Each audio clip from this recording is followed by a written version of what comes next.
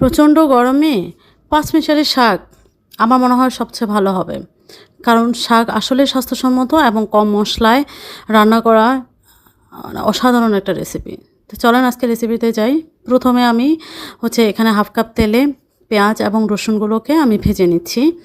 তো আজকে আর কথা বাড়াবো না। রেসিপিটাই শুরু করি।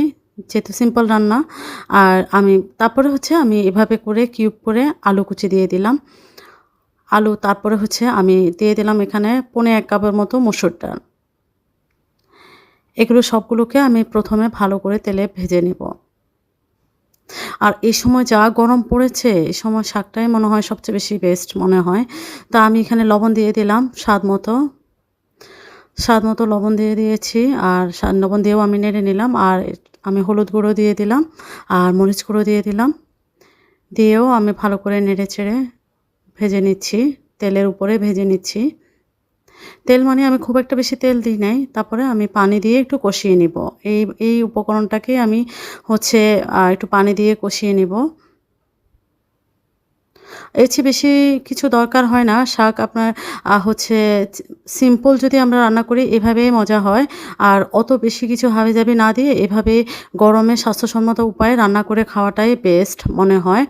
কারণ অতিরিক্ত তেল মসলা এই সময় এমনিতেই খাওয়া ঠিক না। যেহেতু অনেক বেশি গরম পড়ছে, পেট খারাপ হয়, অনেক সময় জ্বালা-পোড়া হয় বা খেলে মনে হয় যে হজম হচ্ছে না। তো স্বাস্থ্যকর উপায়ে রান্না করে খেলে সেটা সবচেয়ে ভালো হয় গরমের জন্য। তা আমি এখানে অনেক রকমের শাক নিয়েছি। যেহেতু আমাদের ছাদ বাগানের শাক, এখানে আমি আলু শাক, তারপরে কলমি শাক, তারপরে কুমড়া শাক, পুঁই শাক, তারপরে লাউ শাক, অনেক কিছু শাক একসাথে মিক্সড করে নিয়েছি। নিয়ে আমি এগুলোকে কেটে ধুয়ে পরিষ্কার করে নিয়েছি। তো আমি এই ইয়েতে যে ডালটা দিয়েছি, ওই ডালের মিশ্রণে আমি প্রথমে এটাকে কষিয়ে নিচ্ছি। মানে ভুনা টাইপ করে নিচ্ছি। ভাজা টাইপ করে তারপরে আমি এখানে একটু সামান্য পানি এড করে নিব, এটাই।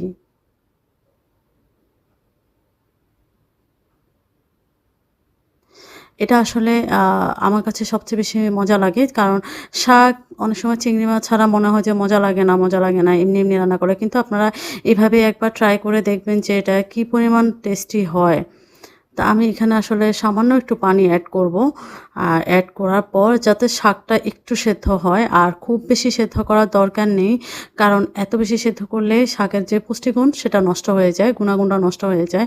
এজন্য মোটামুটি আ প্রায় 70% এর মতো সেদ্ধ হয়ে গেলে আমি এটাকে কাঁচামরিচ, ধনেপাতা না সরি, কাঁচামরিচ দিয়ে আমি নামিয়ে দিই। কারণ আমার ধনেপাতা ছিল না, থাকলে আমি ধনেপাতাও দেই শাকের সাথে। দেখেন আমার এটা হয়ে এরকম একদম গায়ে ঝোল যখন লেগে আসছে তখন আমি নামিয়ে নিয়েছি। তো আপনারা বলবেন কেমন হয়েছে? কমেন্টস করে জানাবেন। আল্লাহ হাফেজ।